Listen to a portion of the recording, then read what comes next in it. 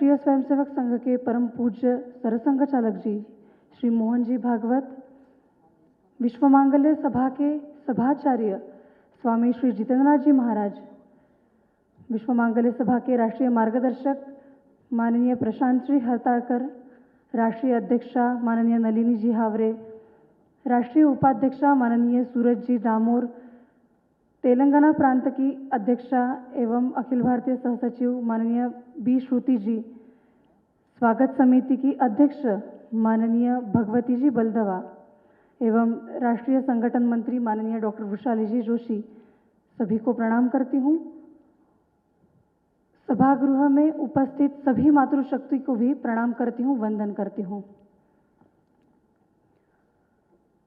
सर्वप्रथम आज के इस सत्र में सभी इतनी संख्या में उपस्थित रहे, इस विषय के लिए हम सभी एकत्रित आए, इसके लिए सर्वप्रथम आप सभी का बहुत बहुत हृदय से अभिनंदन करती हूँ और स्वागत करती हूँ। विश्व मांगल्य सभा के अंतर्गत आज का यह युगानुकूल मातृत्व इस विषय पर व्याख्यान आयोजित किया गया है। जिस सभागृह में, जिस कार्यक्रम में हम सभी यहाँ पर एकत्रित आए हैं, विश्व मांगल्य सभा, इसका मूल विषय मातृ निर्माण, यह विषय को सामने रखते हुए विश्व मांगल्य सभा का कार्य गत 16 वर्ष से शुरू है। 2010 में नागपुर महाराष्ट्र से शुरू हुआ यह कार्य 16 साल में आज 35 प्रांतों में भारतवर्ष में प्रस्थापित हो चुका है। साथ ही विदेश में भी 14 देशों में भी अपना कार्य शुरू हो चुका है। हम सभी जानते हैं, हर परिवार में, हर घर में कई सारे समस्याओं पर हमारा चिंतन मंथन हमेशा होता रहता है। हमारे चर्चाओं में आता है कि समाज की ये चीज़ें बदलनी चाहिए, यह क्षेत्र ऐसा है, शिक्षा क्षेत्र में यह बदलाव आना चाहिए, डॉक्टर्स सेवा क्षेत्र में यह बदलाव आना चाहिए। ऐसे कई सारे समस्याओं को हम रोज घर घर में चर्चा करते हैं। विश्व मांगल्य सभा का जो कार्य शुरू हुआ, वह यह सभी समस्याओं के समाधान हेतु ही एक मूल विषय को हाथ लगाने का निर्णय हुआ। आज राष्ट्र में कोई भी समस्या हो, राष्ट्र की अंतिम इकाई, लेकिन सबसे महत्वपूर्ण इकाई अगर कोई है तो वो है भारत की परिवार संस्था। और परिवार संस्था में भी अगर एक घर का आत्मा, जिसे हम स्पाइनल कॉर्ड कहेंगे, वो अगर कोई है तो वो है वो परिवार को संभालने वाली, परिवार को बनाने वाली घर की माता।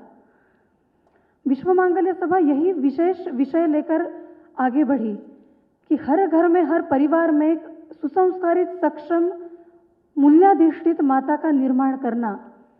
राष्ट्र निर्माण करना है तो मातृ निर्माण से राष्ट्र निर्माण तक का रास्ता काटना हमें भी बड़ा महत्वपूर्ण है। आज समाज की अलग अलग गतिविधियां, अलग अलग चीज़ें हमेशा न्यूज़पेपर्स में भी पढ़ते हैं, लेकिन उस पर अगर कुछ उत्तर सामने आता है तो आज राष्ट्र का नींव रहने वाली घर की माता, घर की महिला को अगर हम सुसंस्कारित, सक्षम करते हैं तो राष्ट्र निर्माण के लिए कोई भी बाधा नहीं रहेगी। यह संपूर्ण विश्वास के साथ विश्व मांगल्य सभा 16 साल से कार्यरत है। एज ग्रुप 5 to 16, जो हम कहते हैं कि किशोर वयन में जाने से पूर्व, टीनेज में जाने से पूर्व, वही बच्चों में क्या क्या चीज़ें इनकलकेट करनी चाहिए, संस्कार, संस्कृति, बाकी चीज़ें, काफ़ी सारे डायलेमाज है कि ये क्यों करना, वो क्यों करना। आज हर एज ग्रुप के अलग अलग डायलेमाज है।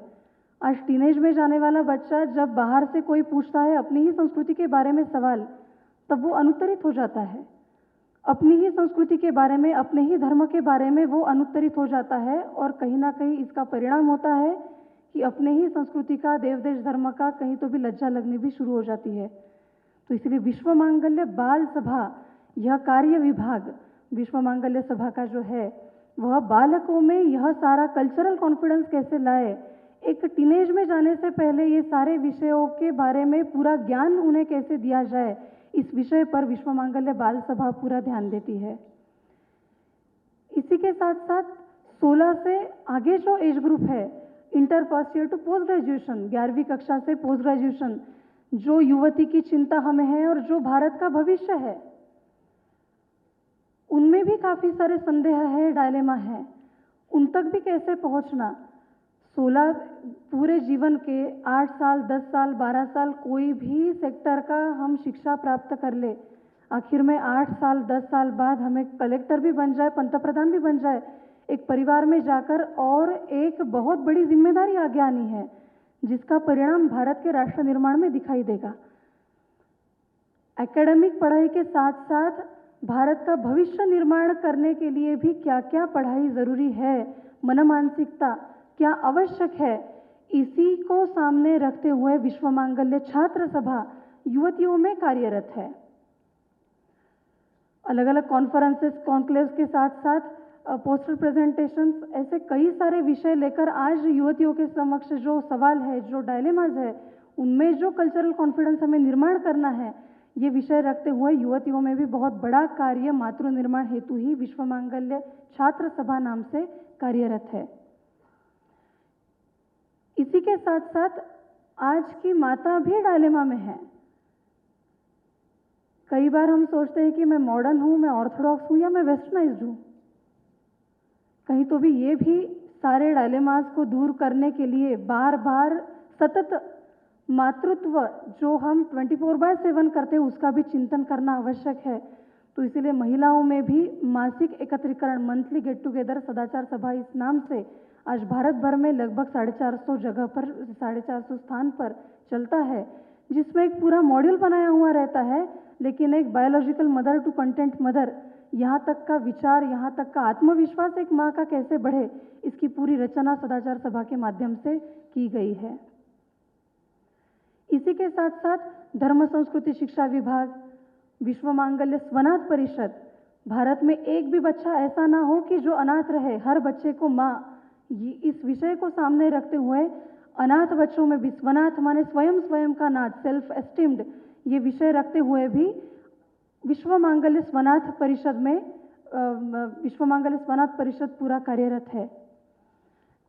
इसी प्रकार से जनजाति कल्याण विभाग, जनप्रतिनिधि मातृ विभाग, लगभग भारत की जो 50% लोक संख्या हम महिलाओं की बोलते हैं, जो उर्वरित आधे पुरुषों को जन्म देती है, इसका मतलब संपूर्ण भारत एक माँ के, एक महिला के अगर हाथ में है कि इसको किस दिशा से ले जाना है, तो ये आधे भारत की महिलाओं तक पहुंचने का प्रयास, लक्ष्य विश्व मांगल्य सभा का है। तो अलग अलग कार्य विभागों के माध्यम से 65 करोड़ महिलाओं तक पहुंचने की रचना पूरी विश्व मांगल्य सभा का यह लक्ष्य सामने रखते हुए यह रचना लगी है। विश्व मांगल्य सभा सोचती है कि जब माँ की बात आती है तो सोचना पड़ता है कि हर बार हम कोई भी विषय अगर सामने आता है तो सोचते हैं कि इसका अर्थ क्या है, ये क्यों ऐसा है। ये जैसे सवाल होता है वैसे ही विश्व मांगल्य सभा के परिप्रेक्ष्य में माँ को ही संबोधित करने वाली कई सारी परिभाषाएं सामने रखते हैं। हम सभी महिलाओं को माता बोलते हैं। हम माता को माता क्यों बोलते हैं? जो अपने मत के अनुसार अपने आसपास के सारे संपर्क में आने वाले व्यक्तियों का विचार निर्माण करते हैं, मत निर्माण करते हैं, इसे माता कहते हैं। हमें पत्नी भी कहा जाता है।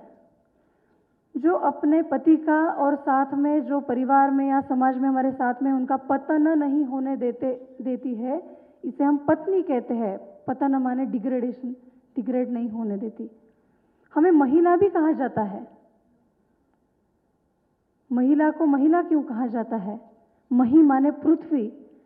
आज सबसे बड़ा गुण मही में और हम में है रिप्रोडक्शन का, तो उसके जैसे त्याग समर्पण की प्रतीक माने महिला है, इसलिए हमें महिला भी कहा जाता है। ऐसी कई सारी परिभाषाओं के साथ विश्व मांगल्य सभा आगे आती है। 16 वर्ष से काम शुरू है। 16 वर्ष के अनुभव के आधार पर आज के माँ के सामने कई सारी चुनौतियां हैं, कई सारे डायलेमा से हम गुजर रहे हैं, आगे जा रहे हैं। इसीलिए 1 साल से जो विषय हाथ में लिया है वो है युगानुकूल मातृत्व। आज के परिप्रेक्ष्य में माँ के सामने जो चुनौतियाँ है, जो आह्वान है, इसे कैसे हटाए, उस पर कैसे उत्तर प्राप्त हो, इसलिए युगानुकूल मातृत्व यह विषय शुरू करने का जो आग्रह था वो यही था कि आज वर्किंग वुमन है, आज वो भी करना है, आज घर भी संभालना है, बच्चों को भी बड़ा करना है, बच्चों को बड़ा करते वक्त राष्ट्र के लिए व्यक्ति निर्माण भी बच्चों में करना है। ये सारे विषयों को हमें अगर निर्वहन करना है तो कहीं तो भी इसका विचार मंथन चिंतन करना बहुत ही आवश्यक लगा। और हम सभी का तो सौभाग्य है कि आज इस विषय पर मार्गदर्शन करने के लिए संपूर्ण विश्व जिनके मार्गदर्शन में चल रहा है, पूजनीय मोहन जी के माध्यम से हमें ये मार्गदर्शन मिलने वाला है। तो माँ को योग्य मार्गदर्शन देना ये विश्व मांगल्य सभा भी अपना कर्तव्य समझती है। तो यही विषय लेकर आज हम सभी यहाँ पर एकत्रित आए हैं। बस आप सभी से विनम्र अनुरोध है कि यह विषय बहुत गहराई के साथ जाने, समझे और एक निश्चय लेकर यहाँ से जाए। कई सारे जवाब लेकर हम जाएंगे, कई सारे विषय पहली बार भी क्लिक होने वाले हैं कि अरे ये तो इतने साल से मैं माँ हूँ लेकिन ये सोचा ही नहीं था। तो ऐसे कई सारे विषय लेकर हम यहाँ से जाने वाले हैं। तो इतना ही बोलते हुए मैं यहीं पर अपने वाणी को प्रणाम करती हूँ।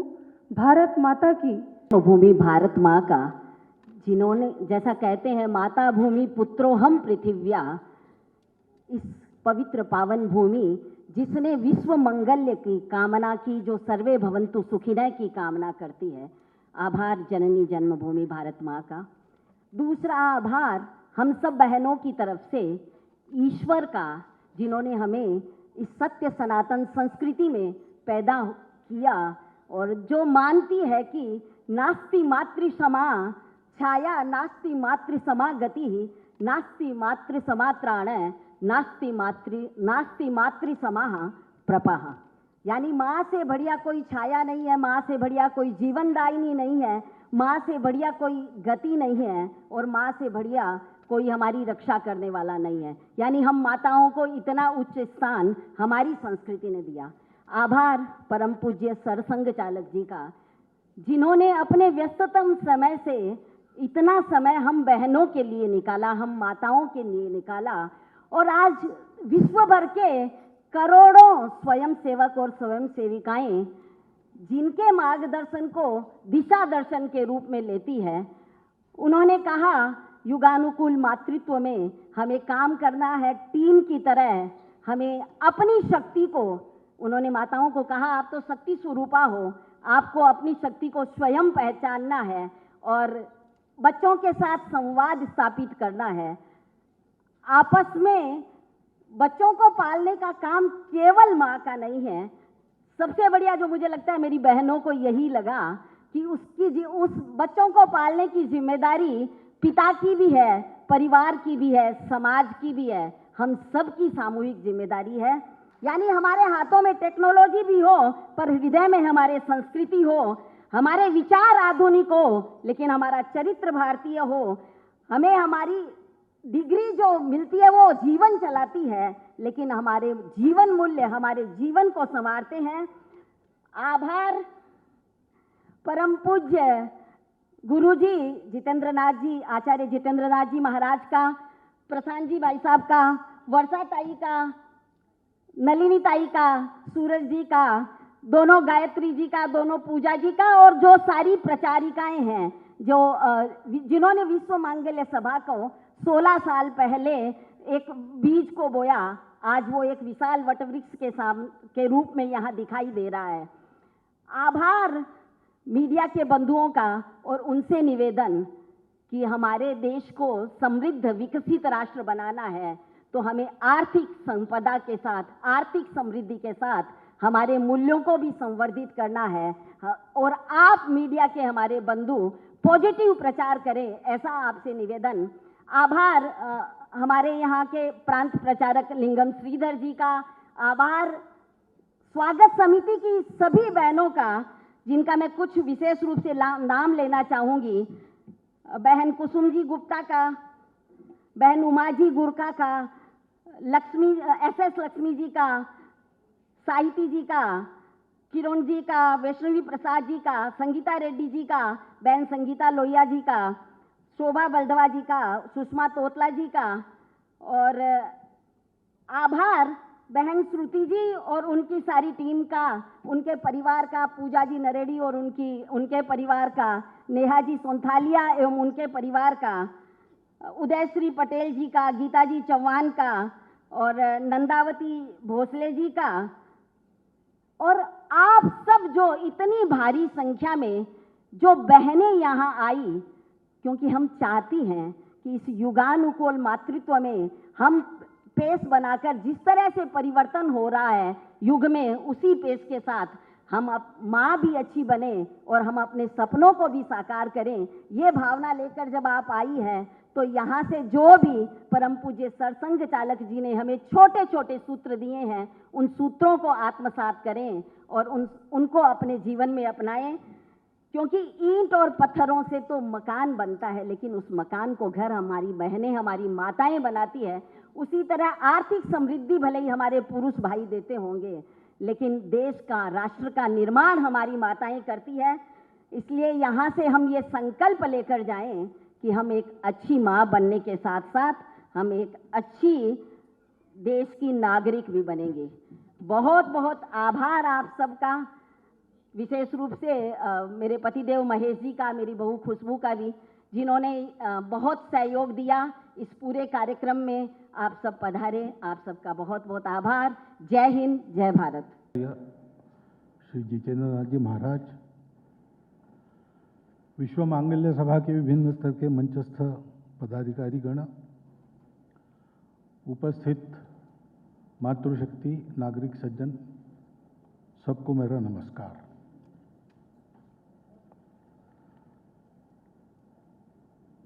युगानुकूल मातृत्व, इस विषय में जो उनका विषय ही है जीवन भर का, ऐसे मातृशक्ति के सामने और इसी के लिए जिनका 10 साल से काम हो रहा है, ऐसे एक संगठन के मंच से मुझे चर्चा करनी है इस विषय की, जिसका इस बारे में कोई विशेष ज्ञान नहीं है।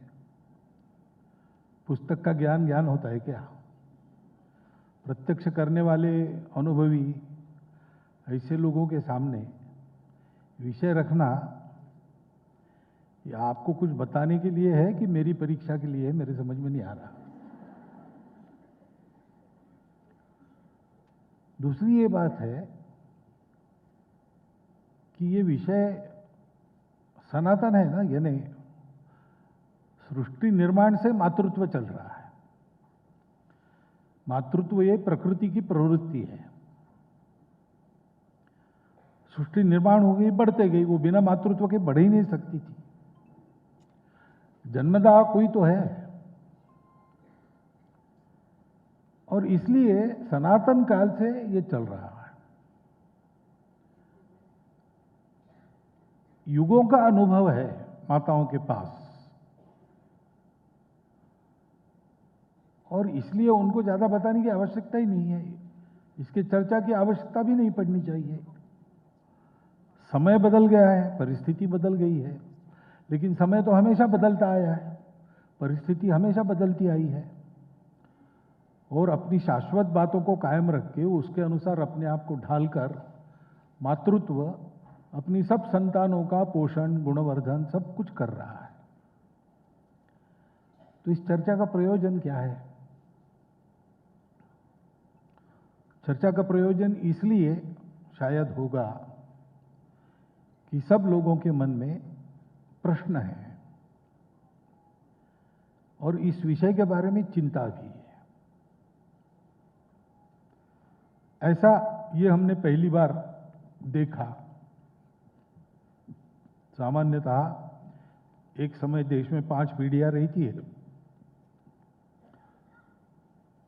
तो पहली 3 पीढ़ियों के सामने तो ये प्रश्न है ही कि हमने कभी ऐसा देखा नहीं, अब आगे क्या होगा।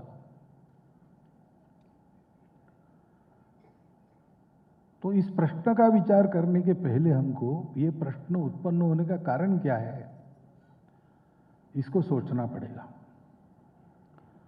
सारा अध्ययन करने के बाद ये ध्यान में आता है कि ऐसी स्थिति उत्पन्न हो गई, इसका पहला कारण तो हम ही है। हम यानी मातृशक्ति सहित हमारा संपूर्ण समाज।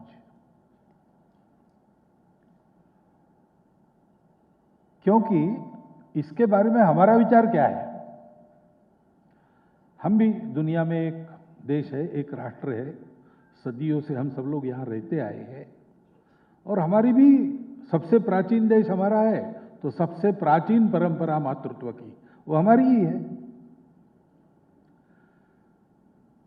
लेकिन वो क्या है, इसको हम लगभग पूर्णतः भूल गए।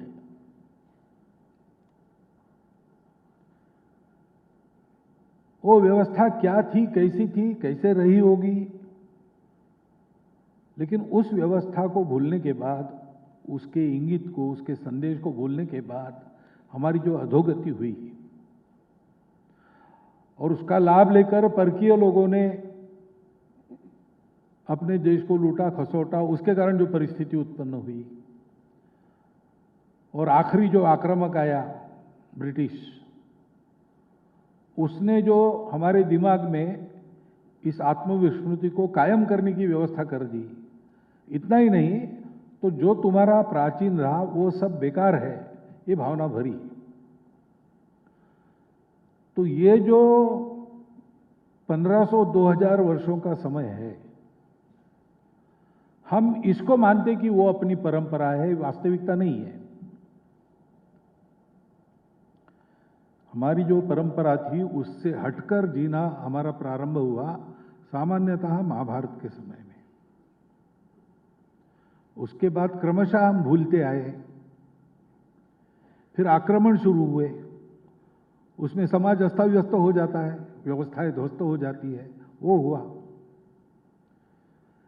और आखिरी आक्रमक ने हमारे मन में हमारे ही चीजों के प्रति विद्वेष भर दिया, न्यूनगंड भर दिया। उनका जो है वो सब सही है, हमारा सब गलत है। और जो हमारा जो था उसको हम गलत समझते हैं, जो सही था वो हमको पता ही नहीं है। और एक अधूरी दृष्टि के आधार पर एक जो गलत बातें चल रही है पाश्चात्य देशों में, जिसके कारण वहां अनेक समस्याएं उत्पन्न हुई है, और वहां से हमने लिया, लेकिन उनके पास इसका उत्तर नहीं है, तो हमको भी उत्तर नहीं मिल रहा है। हम अभी भी उसी को प्रमाण मान के चलते हैं। वो जो विमर्श है, वो जो नैरेशन है, उसमें कई बातें गृहीत मानकर अपना नैरेशन उन्होंने दिया है। कई बातें ऐसी है कि हमारे यहाँ वो बात थी ही नहीं, जैसी स्थिति वो कल्पना करते हैं वैसा है ही नहीं। जैसे वहां एक चलता है कि कौन श्रेष्ठ है, पुरुष है कि महिला श्रेष्ठ है, तो स्वाभाविक जो पुरुष के पक्षधर है वो कहेंगे पुरुष श्रेष्ठ है, महिला के पक्षधर है वो कहते हैं महिला श्रेष्ठ है। अब ये एक बार है श्रेष्ठ कनिष्ठ का विवाद, ये मान लिया तो फिर सारे प्रश्न आते हैं कि अगर महिला श्रेष्ठ है तो परिवार में गुलाम बनकर क्यों रहे, गुलामी में फंसाने वाला विवाह बंधन क्यों स्वीकार करें? महिला तो सब कुछ कर सकती है। अभी महिला तो सब कुछ कर सकती है, ये भ्रम है, ऐसा नहीं है। पुरुष सब कुछ कर सकता है, ये भी भ्रम है। कहीं कुछ होना है तो महिला पुरुष का साथ रहना आवश्यक रहता है, ये वस्तुस्थिति है। लेकिन डिस्कोर्स ऐसा है, उसको हमने आंखों पर पट्टी बांधकर स्वीकार किया है। तो अधूरी दृष्टि लेकर विचार करेंगे, उसके आधार पर अधूरी व्यवस्थाओं को अपनाने का प्रयास करेंगे, तो जो प्रश्न उत्पन्न होंगे वो हो रहे हैं और उसको उत्तर नहीं है। इसलिए हमारे यहां ये प्रश्न उत्पन्न हुए और उसके चलते जो ये बातें शुरू हो गई उसमें ये एक बात हो गई, अब ये स्वतंत्रता ऐसा कहते हैं, है ना, स्त्री मुक्ति, तो दास्य मुक्ति है, पुरुषों के दास्य से, समाज की व्यवस्थाओं के दास्य से मुक्ति करनी है। शब्द तो बहुत अच्छे हैं, अगर दास्य है तो मुक्ति होनी ही चाहिए। परंतु क्या कोई व्यक्ति, पुरुष हो या महिला, वो बंधन मुक्त है क्या वास्तव में? व्यवस्था की बात नहीं कर रहा हूं, उसको अभी इतना सामर्थ्य है, वो मनमानी कर सकता है, फिर भी वो मुक्त है क्या? हम तो बंधे हैं, उन बंधनों को हम तोड़ नहीं सकते। पहला बंधन हमारे दिमाग में प्रत्येक के एक सॉफ्टवेयर फिट है, उसका है, उसको हम लांघ नहीं सकते। तो आप ये हॉल देख रहे हो, सब देख रहे, तो एक रंग बिरंगा दिखता है सब, तो हम कहते हैं कि यहां सातों रंग देखने को मिलते हैं। लेकिन कोई मुर्गी आएगी, वो कहेगी 7 रंग कहां होते, 3 ही होते रंग, क्योंकि उसका दिमाग उसको 3 ही रंग दिखाता है। तो उसका जो दुनिया के प्रति दर्शन है, वो कहेगी 3 रंग की दुनिया। कुत्ता है तो कहेगा ब्लैक एंड व्हाइट 2 ही रंग है। अब कुत्ते को हम समझाएंगे 7 रंग है, वो कहेगा बेकार की बात है, मेरा अनुभव है 2 ही रंग है। हम कहेंगे तुम्हारा क्या अनुभव है? हमारा अनुभव है 7 रंग है, लेकिन हमारा अनुभव कहाँ है? हमको बांध दिया है अंदर। फिर हर मुक्ति एक नए बंधन का स्वीकार है।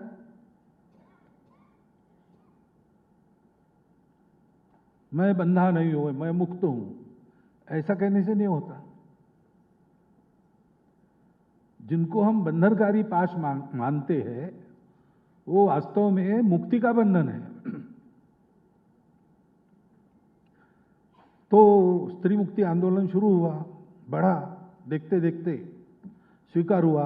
जैन जी अच्छी रहती है, वो अनुकरणशील रहती है, इमोशनल रहती है, बहुत ठंडे दिमाग से विचार नहीं करती है, और जो उनके संपर्क में है वो अगर दिखने में प्रामाणिक हो तो उनको अपील करता है। तो हो गया एक दौर। उसके बाद उनकी जो प्रवर्तक थी, उनके ध्यान में आया कि हमने तो एक गलत रास्ते पर कदम बढ़ाए और पीढ़ी 2 पीढ़ी को बर्बाद कर दिया अपने देश की। तो स्त्री मुक्ति की विशद कल्पना देने वाला ग्रंथ उन्होंने लिखा था। उसके बाद उन्होंने दूसरी पुस्तक लिखी, उसमें ये कहा कि वो हमारी बात गलत थी और हमने 2 पीढ़ियां बर्बाद कर दी, कम से कम आने वाली पीढ़ियां बर्बाद ना हो, इसलिए मैं दूसरी लिख रही हूं। ऐसे 5 दौरों में फिर से वो वापस आ गई कि परिवार ये महिला की आवश्यकता है, मातृत्व ये महिला की आवश्यकता है। अब हम आंखों पर पट्टी बांधकर उनके पीछे घूमेंगे, वो जितनी ठोकरें खाएंगे इतनी हमारे पास है, ये सारी बातें हमारे पास पहले से है, युगों का अनुभव है, परंतु हमको पता नहीं। हम अपना होने के कारण उसको गया बीता मानते हैं, और वो बड़ा प्रोग्रेसिव वर्ल्ड है, वहां से ये अंधों के पीछे हम भी अंधे होकर चल रहे हैं। इसके कारण इसकी चर्चा करनी पड़ती है।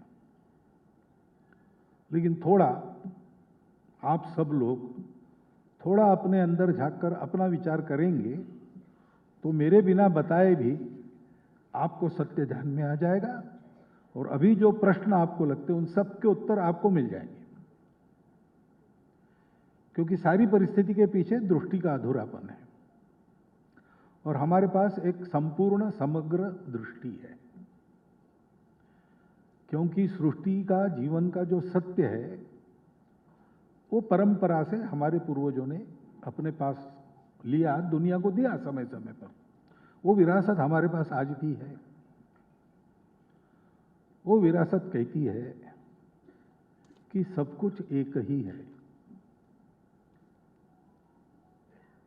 महिला और पुरुष, प्राणी और मनुष्य, चेतन और जड़, ये सब भ्रम है, इसमें से जाना पड़ता है। ये माया है, लेकिन इससे छूट नहीं सकते।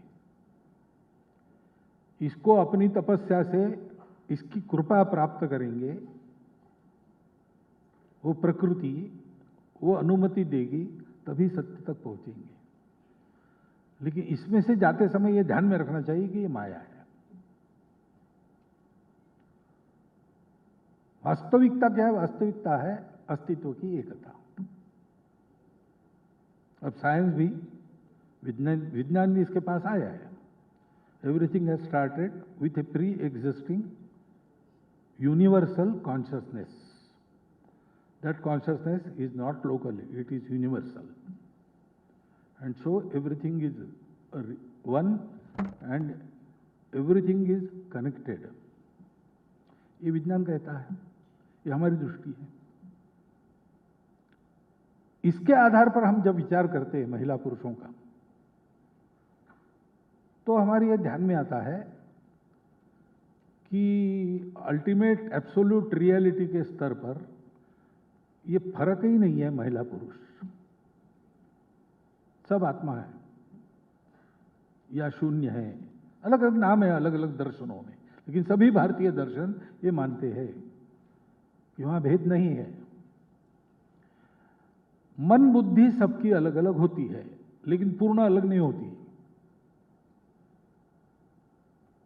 भावना के रूप में, प्रवृत्तियों के रूप में, क्षमताओं के रूप में जो बातें हैं वो सब में है, वो पुरुषों में भी है, वो महिलाओं में भी है, उसमें कोई फर्क नहीं है। ऊपर से जो देह का आवरण मिलता है वो अलग है, प्रकृति ने उसको अलग रखा है। प्रोक्रिएशन का फंक्शन प्रकृति को करना है। प्रकृति की इच्छा मरने की नहीं होती, अमर होने की रहती है। अमर होने के दो ही रास्ते हैं, या तो आप कुछ करके जिंदा रहो, नहीं तो अपना वंश उत्पन्न करो, उसमें आप जियोगे मरने के बाद भी। ये बायोलॉजी है, सब जीवों के लिए ही है। और इसलिए पुरुष और महिला इनके देह अलग रखे हैं। तो देह के स्तर पर आवश्यकताएं अलग अलग है, उपयोग अलग अलग है, ये सब बड़ा है। लेकिन मन बुद्धि के स्तर पर तो सब एक ही है। इसलिए जो जो पुरुष कर सकते हैं वो सब महिलाएं कर सकती है। लेकिन महिलाओं को एक विशेष वरदान है जो पुरुषों को नहीं है। गीता में विभूति योग है। भगवान ने अपनी विभूतियों का वर्णन किया है। तो मैं मासों में मार्गशीर्ष मास हूं, मैं प्रकाश देने वाली वस्तुओं में सूर्य हूं, मैं शस्त्र धारण करने वालों में राम हूं, मैं वृष्णिवंशीय लोगों में कृष्ण हूं। तो जितनी पुरुषवाचक विभूतियां हैं ना, वो सब एक व्यक्ति में एक गुण का उत्कर्ष इस रूप में है। लेकिन महिलाओं में एक महिला को उल्लेख नहीं है, संपूर्ण नारी जाति का उल्लेख है।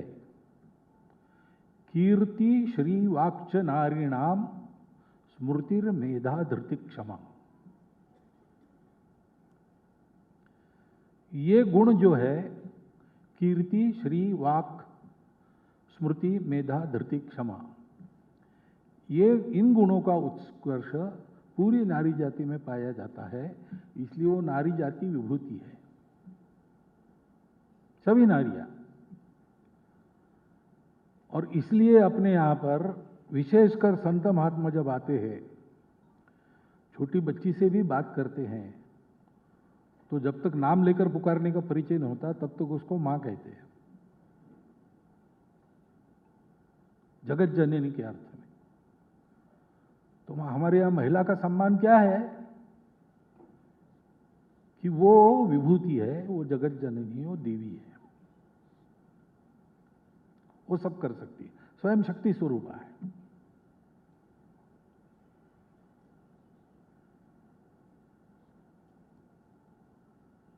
इसलिए मोक्ष पुरुषार्थ जो है, मोक्ष प्राप्त करना, उसमें सब स्वतंत्र है। प्रत्येक की आत्मा समान है, तो प्रत्येक को प्राप्त करना है, आत्मा से परमात्मा हो जाना है। और अर्थ काम के बारे में भी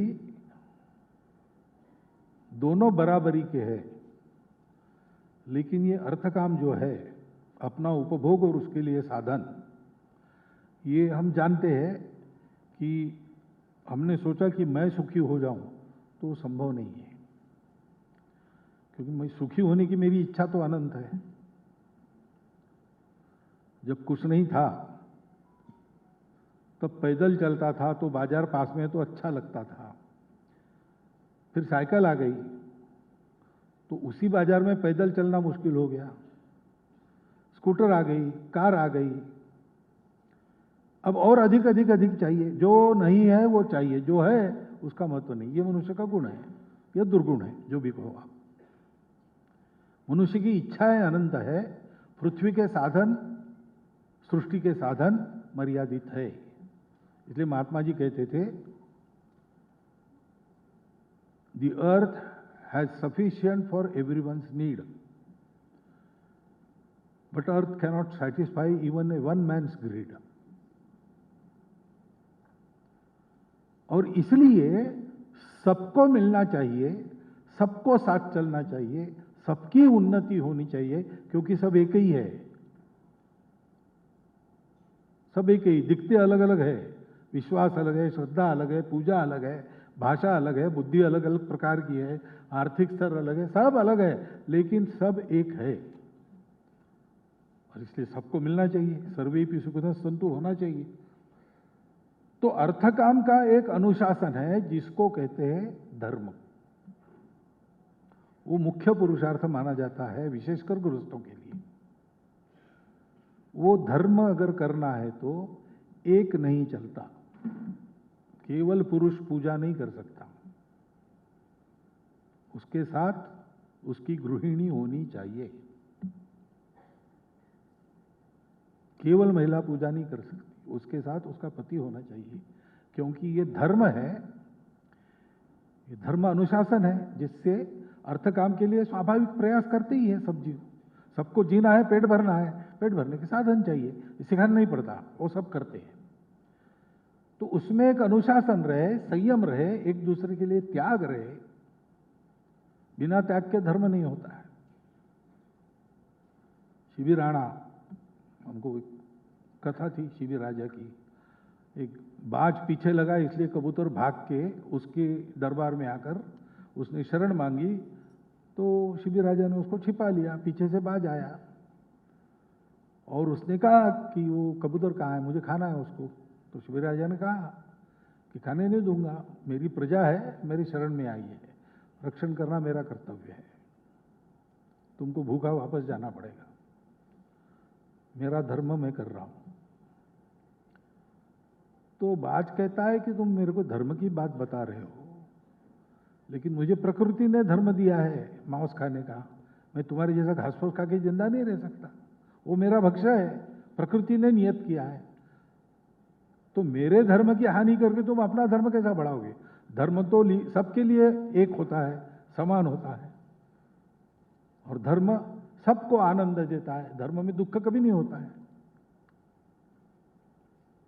अब आज की अधूरी विचारधारा में ये प्रकरण अगर सुप्रीम कोर्ट में जाता किसी भी देश के, तो क्या हाल है? तीन ही रास्ते हैं, या तो कबूतर को मरने दो, या तो बाज को भूखा रखो, या राजा कहे कि हमारी ज्यूरिसडिक्शन की बात नहीं है, आप बाहर निपटाओ। लेकिन धर्म ऐसे नहीं करता। शिबी राजा ने कहा कि तुमको कबूतर ही खाना चाहिए, ऐसा प्रकृति ने नहीं कहा, मांस खाना चाहिए, ये कहा है। तो ठीक है, कबूतर बचना चाहिए, प्राण रक्षा उसका धर्म है, उसको बचाना मेरा धर्म है, उसको खाना तुम्हारा धर्म है। तो ऐसा करो, मैं अपने बाह से कबूतर के वजन का मांस काट के तुमको देता हूं, तुम उसको खा के जिंदा रहो, तुम्हारा भी धर्म रहा, मेरा भी रहा, और इसका भी रहा। धर्म मनुष्यों के त्याग के द्वारा संपन्न होता है, ये मनुष्य की ही जिम्मेवारी है, क्योंकि ये बाकी जीवों को नहीं है। आहार निद्रा भय मैथुन सामान्य में तद पशुभिर नराणाम, मनुष्यों में और पशुओं में ये चार बातें समान है।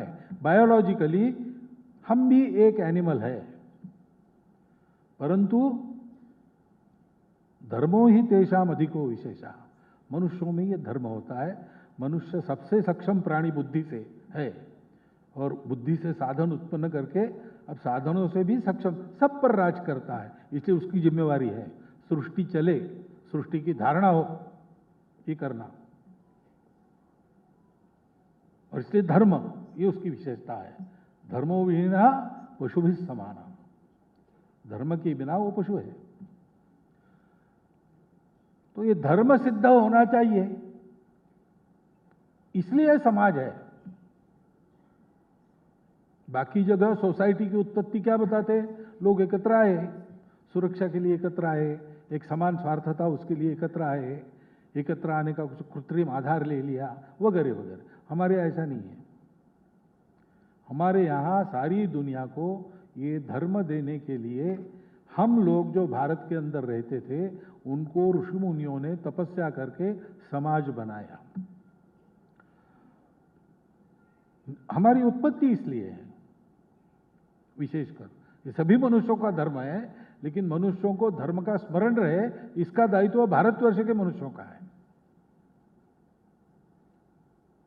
भद्रम इच्छन्त ऋषय स्वर विधा तपो दीक्षा उपसे दुरग्रे ततो राष्ट्रम बलम ओजस्व जातम। विश्व कल्याण की इच्छा करने वाले ऋषि मुनियों ने दीक्षा लेकर दुर्धर तप किया, उससे अपने राष्ट्र बल ओज की उत्पत्ति हुई। ऐसा हमारे यहाँ इतिहास बताता है वेद। तो ये हमारा दायित्व है। अब ये दायित्व करना है तो इतना बड़ा समाज है, वो लगेगा पूरे दुनिया को देना है तो कम से कम ये 142 लोग अपना जीवन वैसा जिए और दुनिया को पता है। लेकिन 142 लोगों को एकदम नहीं सिखाया जा सकता, तो यूनिट्स बुलाते हैं ना। अभी ये विश्व मंगल सभा की बैठक थी, बैठक में सभी कार्यकर्ताओं को नहीं बुलाया, एक स्तर को बुलाया, एक संख्या मर्यादित रहती है, तब सारी बातें ठीक होती है। तो समाज का यूनिट है कुटुंब। जैसे समाज में पुरुष होते हैं, कुटुंब में पुरुष है। जैसे में महिला होती है, महिला है। जैसे एक बालक होता है, बालक है। बालिका होती है, बालिका है। समाज किसी भूमि पर रहता है, परिवार का भी एक घर होता है।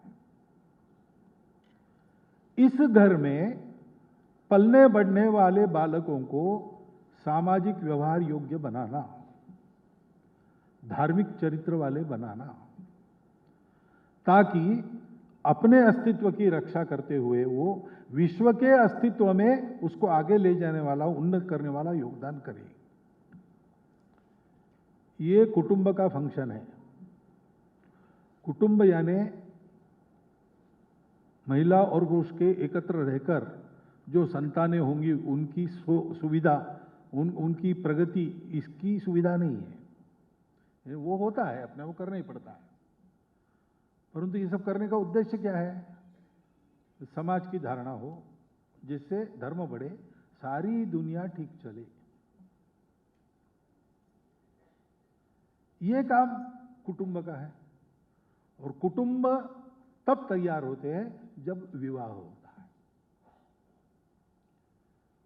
तो अधूरी दृष्टि के आधार पर देखेंगे और सोचेंगे तो लगेगा ये तो गुलामी है। ये क्या है? घर छोड़ के लड़की विवाह के बाद चली जाती है उसके साथ, दोनों मिलकर अलग घर करो।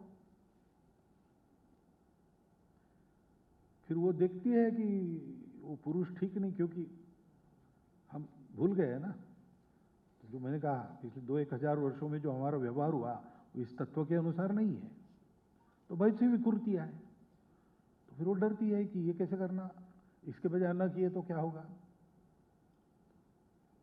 अब ये स्वतंत्रता तो अपनी परंपरा में पहले से है। विवाह करना व्यक्ति के लिए आवश्यक नहीं माना गया है।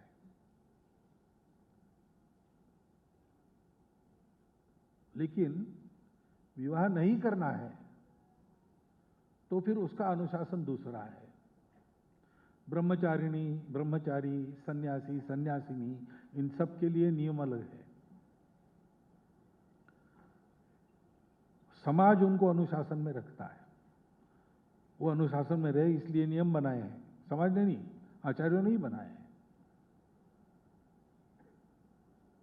वैसे ही रहना पड़ता है, क्योंकि ऐसा रहने वाले लोग इसलिए ऐसा रहते हैं कि उनको अब इन भौतिक बातों में रस नहीं है, उनकी आंखें उधर लगी हैं, तो ये सब छोड़ देते हैं। लेकिन ये छूटा नहीं है तो क्या करना? ये तो सब चाहिए, चाहिए तो फिर सबको चाहिए, सबको चाहिए इसलिए सबको देने वाला, धर्म खड़ा करने वाला समाज, उसमें विवाह ये एक अनुशासन है।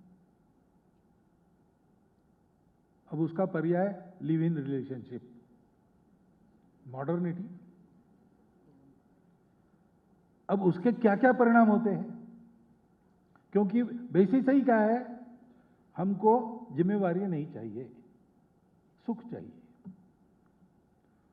तो जब चाहिए तब साथ रहे, बाकी चले गए, और जिम्मेवारी नहीं, तो इससे क्या बढ़ेगा? क्या बढ़ रहा है देखो सारी दुनिया में। अब मॉडर्निटी तो चाहिए, काल के अनुसार बदलना, ये भी नियम है अपनी परंपरा में।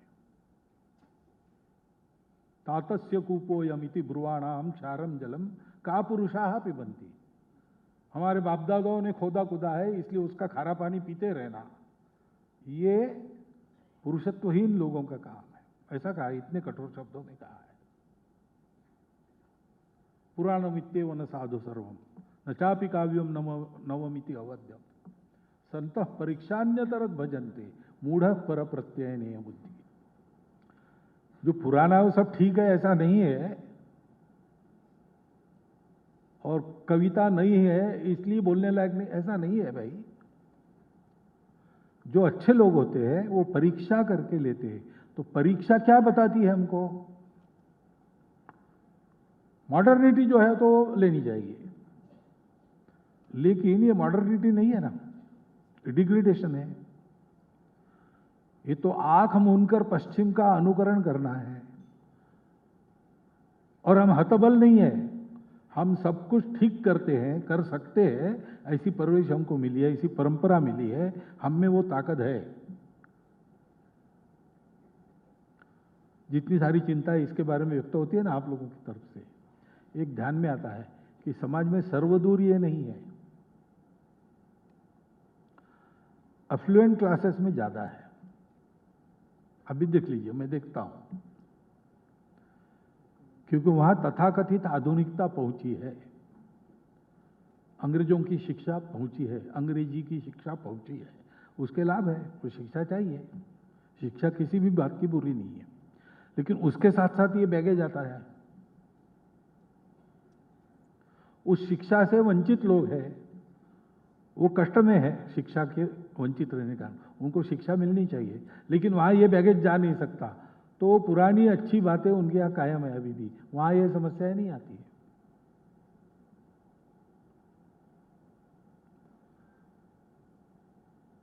बहुत सी बाकी बातों का खूब ढिंढोरा पीटते हैं, LGBT ये वो ऐसा वैसा सब चलता है। अब है समाज में, सर्व समाज में ये प्रवृत्तियां रहती है। कुछ तो प्रकृति ने ही दिए हुए प्रकार है, हम कुछ नहीं कर सकते, वो भी कुछ नहीं कर सकते, उनको ऐसा पैदा किया है। लेकिन कुछ एक्वायर्ड है बाद में मानसिकता के कारण, कुछ शरीर के खिंचाव के कारण बनी हुई बातें हैं। है तो सारी दुनिया में, तो हमारे यहां नहीं थी ऐसा तो हम नहीं कह सकते, हम ही मनुष्य, हमारे यहां भी थी, लेकिन हमारे यहां उनकी चुपचाप व्यवस्था की गई। हमारे यहां कहा गया कि ये है और कुछ क्यूरेबल है, वो क्योर होगा, जो नहीं है वो भी मनुष्य है, उनको भी जीने का अधिकार है। उनको समाज से अलग थलग नहीं करते, समाज जीवन के एक विराट व्यापार में उनके लिए भी एक व्यवस्था है। उनको हीन भाव से मत देखो। तो शिखंडी एक राजा था और सब वीरों के बराबर लड़ने के लिए गया,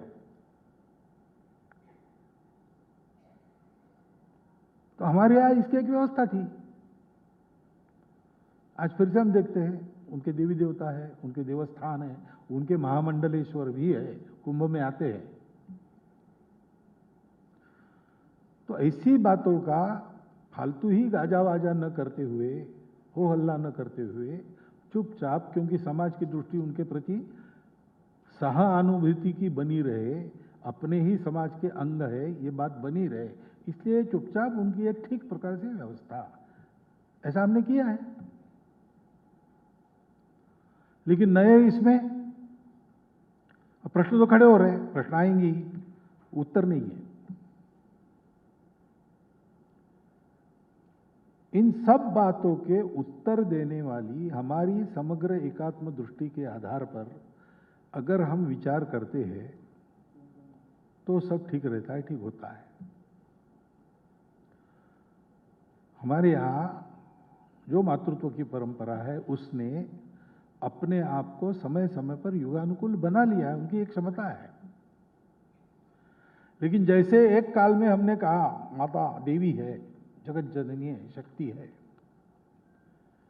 फिर वो ऐसी है इसलिए उसको देवघर से बाहर नहीं आने देना, पूजा घर से बाहर नहीं आने देना, और खाना तो रोज है इसलिए रसोई से बाहर नहीं आने देना। तो देवी बनाकर उसको पूजा घर में बंद करो, रसोई में बंद करो, ऐसा तो नहीं करना है। ये परिणाम आक्रमण का है। बीच के काल में जब समाज अस्थिर था तो आवश्यकता पड़ी तो विवाह समारंभ रात को करना, देर रात को करके सुबह होने के पहले भारत को निकल जाना, ये सारी जो बातें आई है आज, ये उस परंपरा की बातें हैं। लेकिन हम वो पुराना भूल गए, और फिर जब पूरा ही भूल गए तो जिसको हम देवी कहते थे उसको एकदम दासी बना के घर में ठूस दिया। अभी हम स्वतंत्र हुए, हमारा दिमाग भी अब थोड़ा थोड़ा स्वतंत्र होने लगा है, तो हमको ये विचार करना चाहिए कि महिला शक्ति स्वरूप है, जगत जननी का रूप हम मानते हैं, हमारी श्रद्धा है, बहुत अच्छी बात है। लेकिन देह से वो भी हमारी जैसी एक मनुष्य है, मन से भी मनुष्य है, बुद्धि से भी मनुष्य है, उसकी भी आवश्यकताएं अपेक्षाएं होती है। और परिवार चलाना, यद्यपि वो माता ही केंद्र बनती है, क्योंकि परिवार चलाने के लिए जो ममता चाहिए, वात्सल्य चाहिए, उसका भंडार तो महिलाओं के पास रहता है, पुरुषों के पास वैसा नहीं रहता।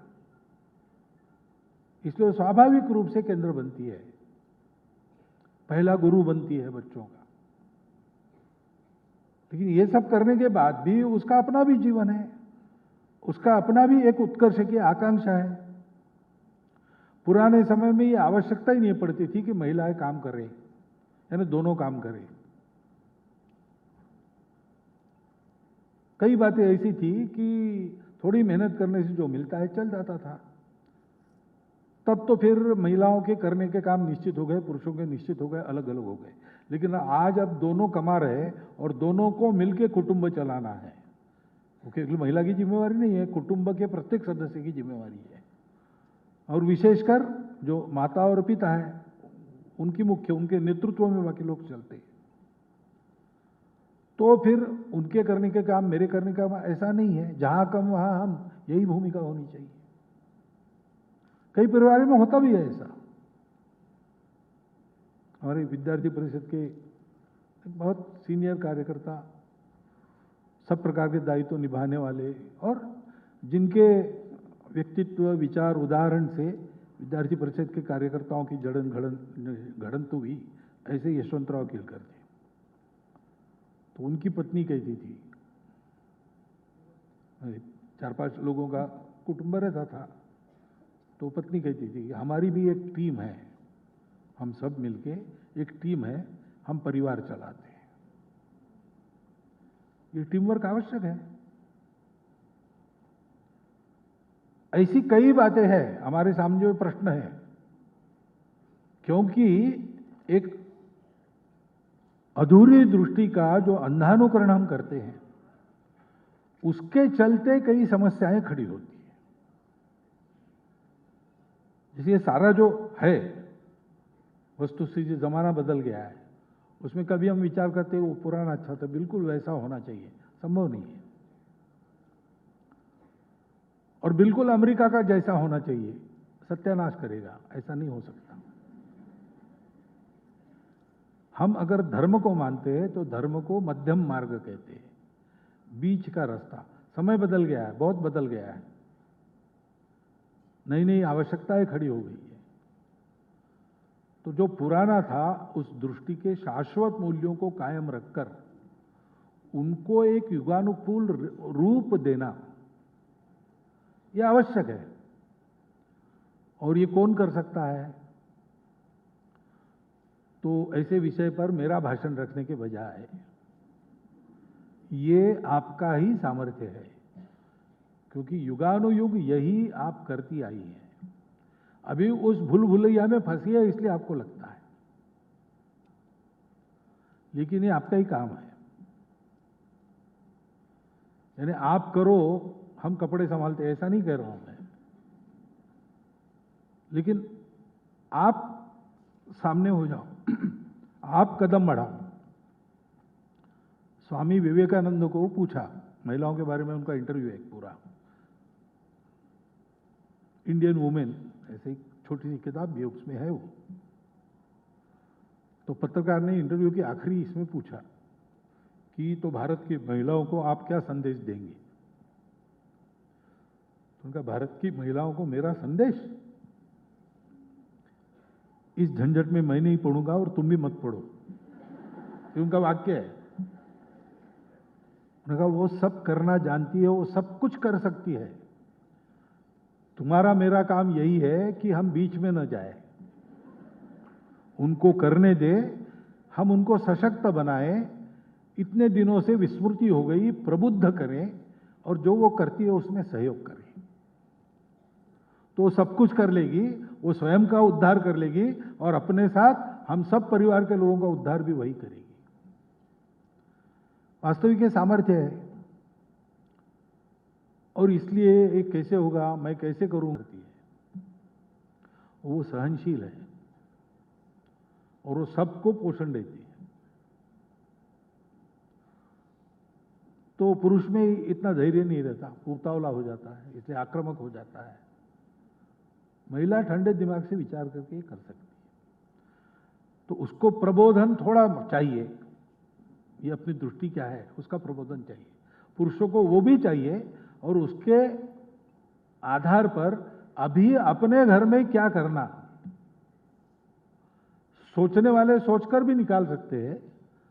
एक शब्द में यह है कि अपनेपन से टीम वर्क करना। टीम में कोई बड़ा छोटा होता नहीं, टीम में मुझे मिले ऐसा नहीं रहता, हमको मिले ऐसा रहता है।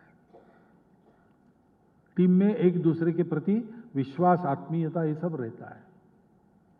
टीम में एक पारस्परिकता रहती है, सब एक के लिए और एक सब के लिए, ऐसा होता है। यह सिखाना पड़ेगा, और इसकी आदत महिलाओं को तुरंत हो जाती है, क्योंकि एक स्वाभाविक वात्सल्य होने के कारण अपनापन वो जल्दी जानती है। पुरुष को जरा उसका अहंकार थोड़ा बड़ा होता है, इसलिए सिखाना पड़ता है, उसका प्रबोधन ज्यादा करना पड़ेगा। अब दूसरी बात है कि नई पीढ़ी का क्या होगा।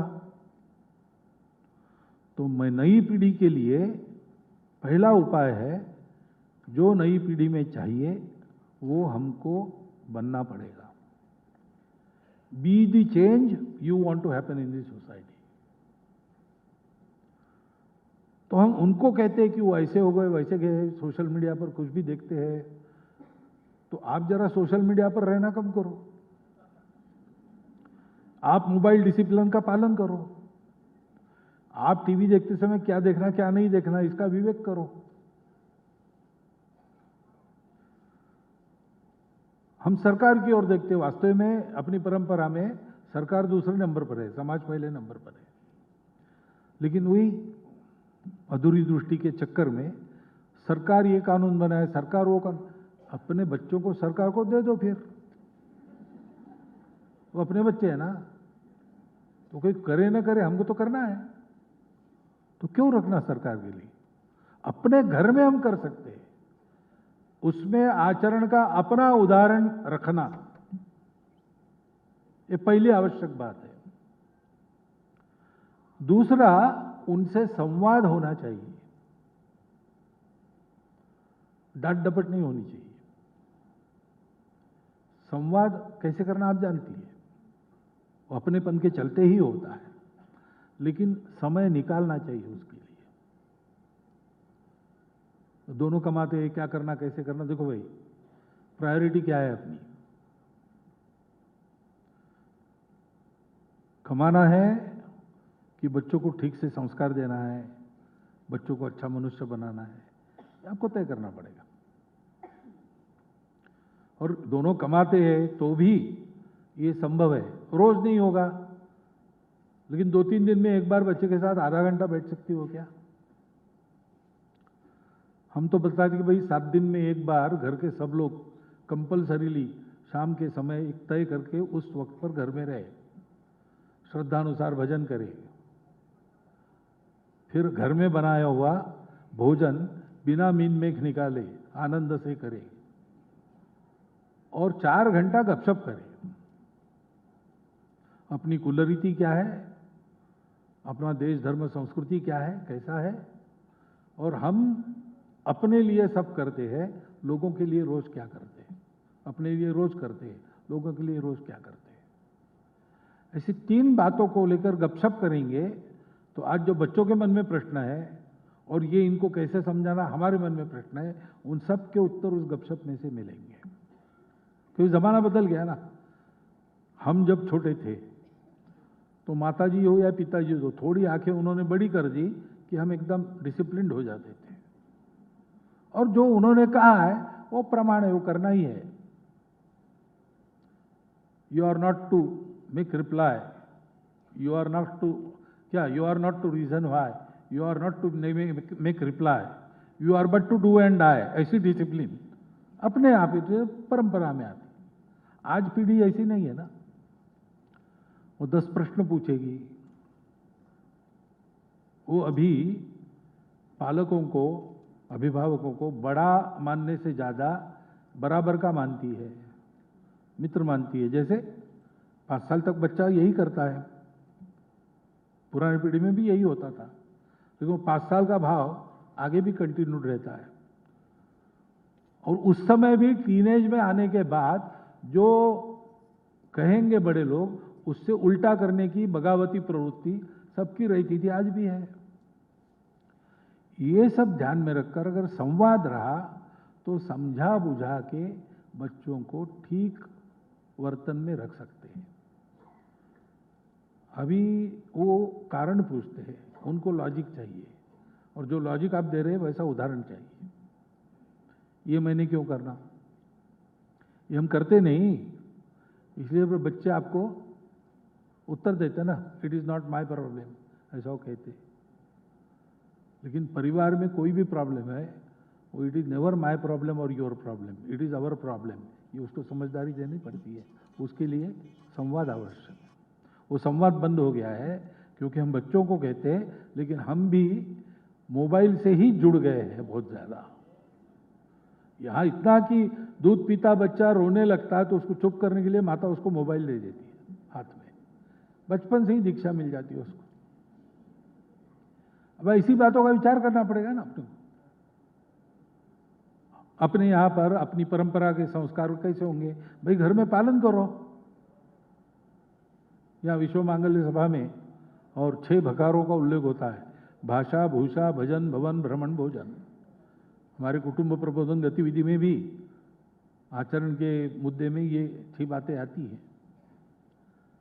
अब अपने घर की चौखट के अंदर भाषा अपनी हो, भूषा अपनी हो, विशेषकर मंगल कार्यों में, पर्वों पर अपने वेश में रहना चाहिए, अपना वेश पहनना आना चाहिए, अपना भजन हो। नहीं तो कब जोर जबरदस्ती लालच वगैरह दिखाकर बदलने वाले लोग अपने घर में घुस जाएंगे, पता नहीं। शेषाद्री जी घर में गए तो उन्होंने देखा कि छोटी बच्ची केजी में पढ़ने वाली ईसा मसीह का चित्र है। तो उन्होंने पूछा इनको ये कौन है? तो बोले Isa Masih, it is my God. अच्छा, तो दादी के कमरे कृष्ण का चित्र था, तो वो कौन है? It is my grandmother's God. तो दादी का भगवान अलग हो गया और बच्चों का भगवान अलग हो गया, कैसे चलेगा भाई? भाषा भूषा भजन भवन भ्रमण भोजन अपने घर के चौखट के अंदर अपना चाहिए, क्योंकि ये जो अपनी खुदी है, अपनी आइडेंटिटी है, उसका दुनिया में महत्व है। वो जिसके पास है, छोटी हो या बड़ी हो, उसकी प्रतिष्ठा है। और जिसके पास अपनी आइडेंटिटी नहीं है, उसके पास कुछ नहीं। और ये आइडेंटिटी कभी इंडिविजुअल नहीं होती। मेरा कितना भी नाम हो गया तो भी यूके में जाऊंगा, यूएसए में जाऊंगा, तो मिस्टर मोहन भागवत कोई नहीं जानेगा, एन इंडियन ऐसा सब लोग कहेंगे। वो मेरी आइडेंटिटी है वहां पे। आपका भी अपना अनुभव है ना। आप यहां तेलंगाना में है तो तेलुगु और नॉन तेलुगु ऐसा करेंगे। महाराष्ट्र में जाएंगे तो हैदराबाद के रहने वाले दोनों एक हो जाएंगे, और वहां महाराष्ट्र के रहने वालों से करनी है तो झगड़ा झंझट होगी। लेकिन जब विदेश में जाओगे तो हम सब भारत के लोग हो जाएंगे, क्योंकि वहां हमारी पूरी दुनिया में हमारी पहचान यही है। तो कौन सा भारतीयपन अपने में? इसका महत्व है। और बच्चे शायद आज घर में समझेंगे नहीं समझेंगे, जब विदेश में जाते तो उनके ध्यान में आता है और फिर वो पूछने लगते हैं। तो हमारे पास ज्ञान चाहिए उनके प्रश्नों का उत्तर देने का। इसलिए माता पिता की तैयारी इस दृष्टि से अच्छी हो। माता पिता ने बच्चों को डील करने की शैली आज की नई पीढ़ी को देखते हुए, आज के युग को देखते हुए एक हमारी ठीक हो, मंगल संवाद चले कुटुंब में और पुरुषों का प्रबोधन हो। ये समाज के स्तर पर होने से इन सारी समस्याओं का उत्तर मिलेगा।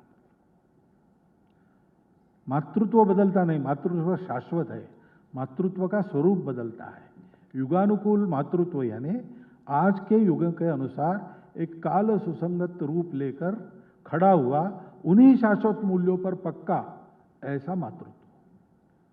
क्योंकि मूल्य मातृत्व के सारी दुनिया में समान ही है। बच्चों की परवरिश अपेक्षाओं से नहीं होती है, उनके भविष्य की चिंता करते हुए होती है। उसके जो अपनापन चाहिए उस अपनापन के आधार पर होती है। तो बच्चा अपराध भी करता है, सुनता नहीं है, मस्ती करता है, ये सब होने के बाद भी उसको एक कॉन्फिडेंस है। सब करने के बाद भी मुझे जब ठोकर लगेगी तो मेरे घर में मेरी मां है। पिताजी शायद छड़ी मारेंगे, दो चार तमाचे लगा देंगे, डांट देंगे, लेकिन सब होने के बाद भी चुपचाप मां के गोद में जाके बैठा तो वहां मुझे सांत्वना मिलेगी। फेल हो गया तो ठीक है, लेकिन सारांश में मुझे ये बताने वाली कि success is not final, success is not final, failure is not fatal, the courage to continue is all that matters. ये बताने वाली कौन है? ये माता है। ये सारी बातें आनी चाहिए, और ये आनी चाहिए तो लाएगा कौन? ये लाने के लिए परिवार की टीम को तैयार करेगा कौन? वो माता ही करेगी। एक क्षमता माता की ही है। इन उपायों का हल ढूंढने का कौशल माता के ही पास है। पुरुषों का काम है उसको इसके लिए प्रोत्साहित करना, प्रबुद्ध करना, सक्षम करना और अवसर देना। ये कल्पना मन से निकाल देना कि भाई बच्चों का संगोपन उनका काम है और उनका संरक्षण और कमाई ये हमारा काम है। ऐसा हार्ड एंड फास्ट डिवीजन आज नहीं है। और आज की पीढ़ी को तैयार करना है तो चारों ओर से फील्डिंग चाहिए, तो पिता को भी माता को भी उसमें हाथ बटाना पड़ेगा। एक टीम वर्क के नाते अगर कुटुंब का काम चला तो ये संभव है। वो टीम वर्क का वातावरण भी निर्माण करना ये माताओं के बस की बात है। बस अब माता कहने की शर्म नहीं आनी चाहिए, इतना देखना। जब हम एड्रेस करते हैं कभी कभी भाषण में माता भगिनी, तो एक वर्ग ऐसा रहता है जो गुस्सा हो जाता है, हमको माता क्यों कहा, हमको भगिनी क्यों कहा। अरे मातृत्व ये समान है भाई, मातृत्व यानी अपने भक्त तैयार होते हैं, लेकिन मातृत्व यानी पुरुषों की गुलामी, मातृत्व यानी सदा कुटुंब में दास्य, सूर्य प्रकाश को नहीं देखना वगैरह वगैरह। अब ये अगर समाज में है तो उसको बदलना भी पड़ेगा, लेकिन ये बदलने के लिए भी पुरुष और महिला दोनों के प्रयास आवश्यक है। और ये समझने की आवश्यकता है कि ये हमारी परंपरा के कारण नहीं है, हमारी परंपरा को भूलने के कारण ये सब हुआ है। और उसके जगह काल सुसंगत उन्हीं मूल्यों के आधार पर मातृत्व को स्थापन करना पड़ेगा। उसका रिप्लेसमेंट विदेश की अधूरी दृष्टि से चल रही गलत बातों को अपने यहां लाना ये नहीं है। ये किया तो कल स्थिति हाथ के बाहर चली जाएगी। और जैसा वहां अब ऐसा कहते हैं कि अमेरिका में प्रतिज्ञा थी कुछ लोगों की कि we will make America stink, and they have achieved that. ऊपर से सब ठीक दिखता है, वहां लोगों से बात करो, आप वहां के लोगों से, संघ वालों से मत करो, वहां के जो लोग हैं वो बताते हैं आपको, और हमको आकर बताते हैं आपने जैसा किया है भारत में वैसा कुछ करके वहां हम सुधारना चाहते, तो आपके पास तरीका है क्या, ऐसा पूछते हैं। क्योंकि वो लोग समस्या में फंसे हैं, हम उन्हीं में क्यों फंसे। हम अपना रास्ता ढूंढे अपने प्रकृति के अनुसार, हमारे शाश्वत मूल्यों के आधार पर हम अपने प्रयास करके और ये सारी बातें करें। और इसलिए इस परिस्थिति की ये चर्चा करनी पड़ी। वास्तव में इस चर्चा का अधिकारी मैं अपने आप को नहीं मानता, लेकिन आप इसकी चर्चा करें, उसमें सहमति बना के एक उपाय खोजें और उपाय लागू करें, उसका यशस्वी प्रयोग सारी दुनिया को दिखाएं। इसलिए हमारे माता बहनों की इच्छा हुई, उसके चलते, और आचार्य यहाँ बैठे हैं, वो सब चूक भूल संभाल लेंगे, इस विश्वास से मैंने ये विषय आपके सामने आज रखा है। उसका विचार कीजिए, इतनी एक विनंती मैं करता हूँ। करके केवल विचार मत कीजिए, कृति से प्रयोग करके निष्कर्ष निकालिए और सबको अवगत कराइए। ये एक विनंती आपके सामने रखता हूँ और मेरे शब्दों को विराम देता हूँ। For the world the concept of motherhood is the same. You can read literature, you can read poems, you find that there is one note about motherhood. So loving care, in short, there is much to be explained. Within these two words we cannot confine the concept of motherhood, but whatever it is constant. The expression has changed and that has to change. So अभी जो मैंने किया, आपसे बात की, उसमें मैंने उसको वैसे ही छोड़ दिया, पूरा डिटेल बताया नहीं, क्योंकि ये विषय गणित का विषय नहीं है। 2 और 2 हमेशा 4 ही होते हैं, कभी 5 या 3 नहीं होते, ऐसा ये नहीं है। एक एक व्यक्ति, एक एक कुटुंब के अनुसार थोड़ा थोड़ा फर्क रहता है। इसलिए दिशा ये है कि आज जो माता है वो केवल पोषण करने वाली नहीं है, वो वास्तविक जो उसका स्वरूप है कि पूरे संसार की धारणा करने वाली, तो कुटुंब में पूरे कुटुंब की धारणा करने वाली, सबसे अधिक शक्ति युक्त, इसलिए सबसे अधिक सहनशील। परंतु परिस्थिति के कारण या गलतफहमी के कारण जो घुटन थी, वो घुटन को समाप्त कर अपने पूर्ण कर्तृत्व से खुद की, कुटुंब की और राष्ट्र की उन्नति करने वाली, ये स्वरूप उसका प्रकट होने की दिशा में, और वो एक्सप्रेशन चेंज होना चाहिए। कैसे करना चाहिए ये आपको अपना अपना तय करके करना है, इसलिए मैं उस डिटेल में नहीं गया, लेकिन दिशा ही है। दूसरा प्रश्न है एम प्रमोदा जी से। How can we inculcate gender responsibilities to adolescent and save them from gender confusions? अब ये जरा कठिन विषय है मेरे लिए। ये जेंडर रिस्पॉन्सिबिलिटी क्या होती है? I don't know. All responsibilities are to be shared equally with all individuals, क्योंकि देश की रिस्पॉन्सिबिलिटी वो जेंडर वाइज अलग अलग नहीं होती, वो हमारी सबकी एक है। परिवार की रिस्पॉन्सिबिलिटी वो सब पर है, वो केवल महिलाओं पर नहीं, केवल पुरुषों पर नहीं है। और कुछ अर्थ है तो मुझे उसका पता नहीं, लेकिन रिस्पॉन्सिबिलिटीज सबकी होती है, मिलकर करने का काम है। और जेंडर का कंफ्यूजन क्यों होता है? तो जो नेचुरली विकसित होता है उसको हम सांचे में बिठाने का प्रयास करते हैं। अपने यहाँ ऐसा नहीं है, अपनी परंपरा में नेचुरली विकसित होता है, वो तय करता है, वो हो जाता है। हम अगर उसको बिठा के कहें कि देखो भाई तुम्हारा जेंडर क्या है, तुम विचार करो, वो आयु है क्या उसकी विचार करने की? फिर हम कहेंगे 72 जेंडर है, उसमें से तुम्हारा कौन सा है खोजो, और कंफ्यूज हो जाता है। तो उसको डेवलप होने दो, वो अपने आप उसको ध्यान में आएगा, वो एक्सप्रेस भी करेगा, सामान्य प्रवाह में मिल जाता है। अथवा कुछ विशेषता ऐसी है तो उसको कैसे अकोमोडेट करना, उसकी मेथडोलॉजी भी है, उसका उपयोग करना, कंफ्यूजन नहीं रहने देना। उस कंफ्यूजन के पीछे एक ये भी बात है कि बस इसी प्रकार से होना चाहिए, दूसरा कुछ हुआ तो तुरंत वो कुछ तो भी बीमारी है, ऐसा नहीं है। तो सभी मानव है, सभी जीव है, सभी को जीना है, सभी अपने हैं।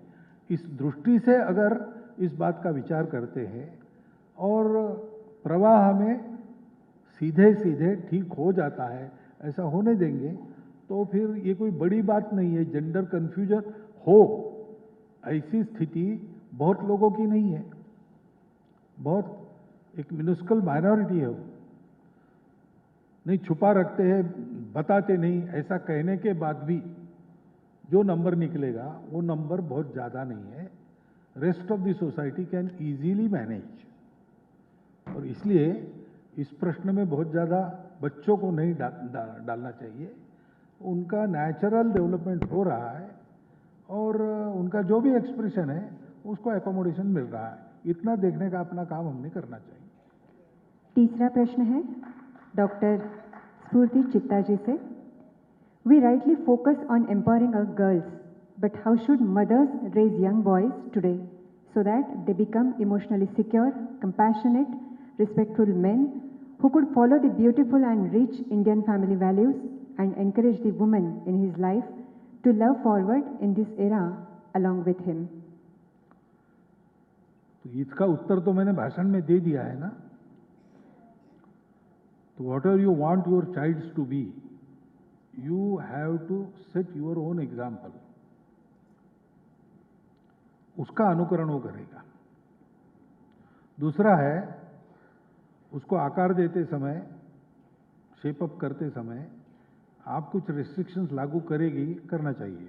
बच्चों का पैम्परिंग नहीं करना चाहिए, आजकल वो हो रहा है।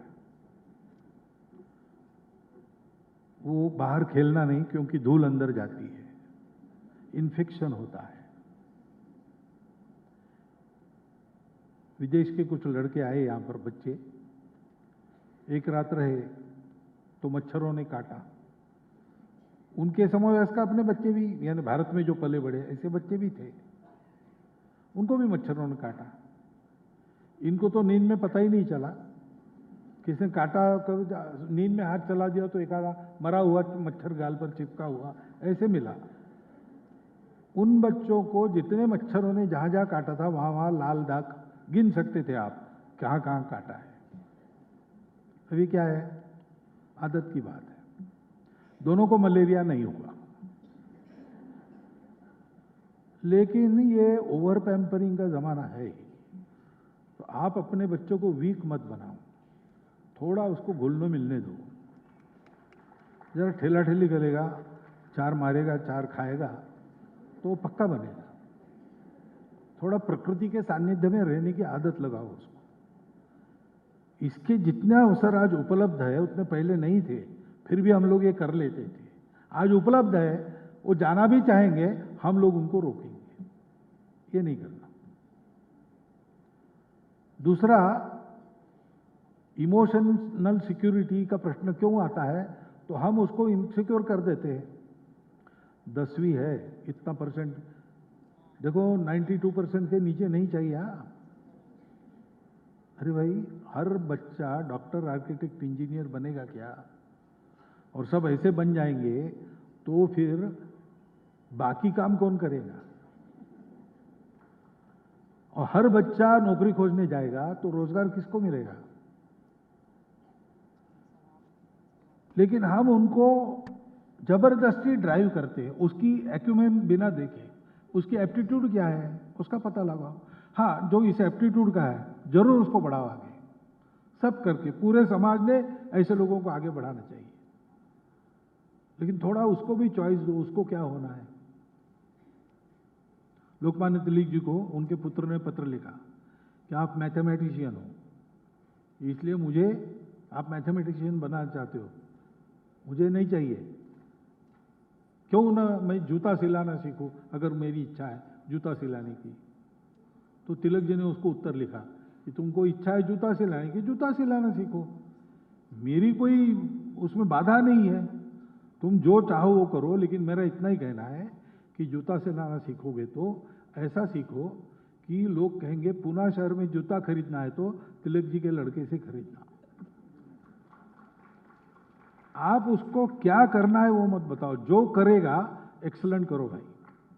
और नहीं कर सके तो कोई बात नहीं, excellence is an achievement by steps. All of a sudden चले गए ऊपर, ऐसे बहुत कम लोग होते हैं। अधिकांश उसमें वो गर्मी के दिनों में गोल घूमता है ना चक्कर, तो एक ऐसा सूखा पत्ता भी उसमें मिल गया तो आकाश तक उठ जाता है। अधिकतम ऐसे होते हैं। कुछ की होती है प्रतिभा, वो जाते हैं टिकते भी है, लेकिन अधिकतम गिर जाते हैं आंधी के साथ। तो उसको कोई बात नहीं, not failure but low aim is crying. करने दो उसको जो करना है, उसको मदद करो अच्छा होने में। एक घर में गया तो बच्चे थे, 10वीं की 8वीं की आयु, 2 बच्चे थे। किस स्कूल में जाते हो? तो उनका स्कूल में नहीं जाते, हम घर में सीखते। तो मैंने पूछा, उन्होंने कहा हाँ, हम इनकी इच्छा के अनुसार इनको सिखा रहे हैं। तो बड़ा बेटा है, वो पहले उसने फिजिक्स की पुस्तकें लाई, फिर 15 दिन के बाद उसको लगा ये अपने बस की बात नहीं, तो उसने कहा मैं म्यूजिक सीखता हूँ। ऐसे कहते कहते अब स्पोर्ट्स का अभ्यास कर रहा है, वो हम उसको करने देंगे। जो उसको करना है उसमें एक्सलेंट बनो, उसमें तुम्हारा जो कुछ बनाना है करियर वगैरह बनाओ, हम तुम्हारे साथ हैं। ये भी एक शिक्षा का प्रकार है और मुझे लगता है कि ज़्यादा इफेक्टिव है। तो थोड़ा उनको स्कोप दो, उनको मदद करो, उनको अनुभव लेने दो। और ठोकर लगी तो रोने के लिए आपके पास आएंगे, अवेलेबल रहो। ये सब करते हैं तो इमोशनल सिक्योरिटी आती है। ये सब अपने हाथ में है। इसके अभाव जो उत्पन्न हुए वो हमारी नीति के कारण ही उत्पन्न हुए, और इसलिए इस प्रकार से उनको सिखाना चाहिए। और क्या है?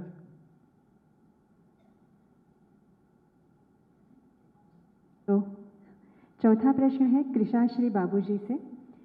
If contemporary motherhood is to be celebrated, should not society first transform the conditions under which women become wives and mothers?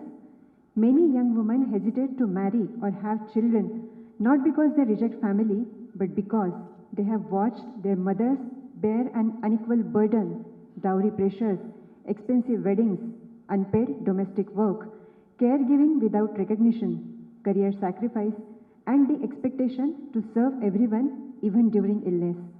Why should marriage and motherhood continue to demand a disproportionate sacrifice of a woman's freedom, aspirations, and well-being?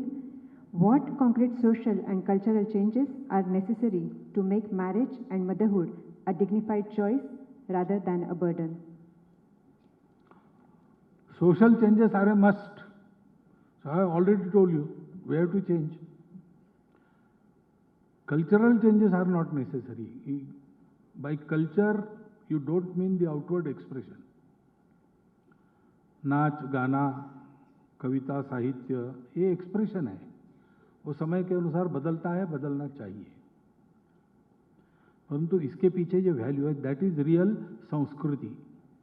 ये culture is a miss translation.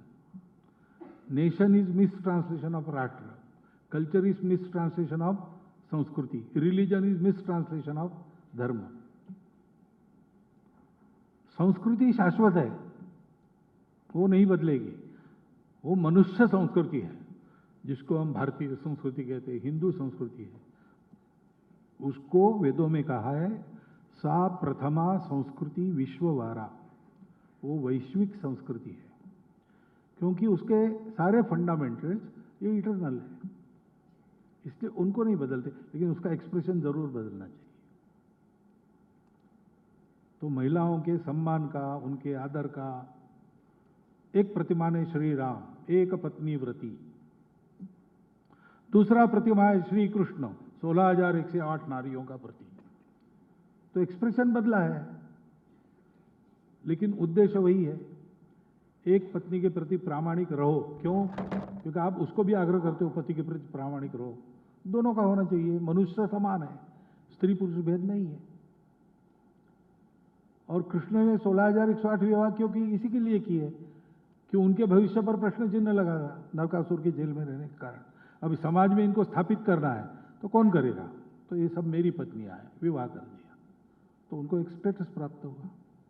तो महिलाओं की सुरक्षा, महिलाओं का पोषण, महिलाओं का सम्मान, यही मूल्य है. एक्सप्रेशन समय के अनुसार बदलेगा. ऐसा होना चाहिए, ऐसा होना ही चाहिए. और ये मैंने भाषण में कहा है, इसलिए प्रश्न पहले ही खारिज हो गया था. अगला प्रश्न है, क्या महिला को अपनी प्रतिष्ठा और सुरक्षा के लिए फाइनेंशियल इंडिपेंडेंस जरूरी है? इंडिपेंडेंस नहीं, फाइनेंशियल प्रोविजन जरूरी है.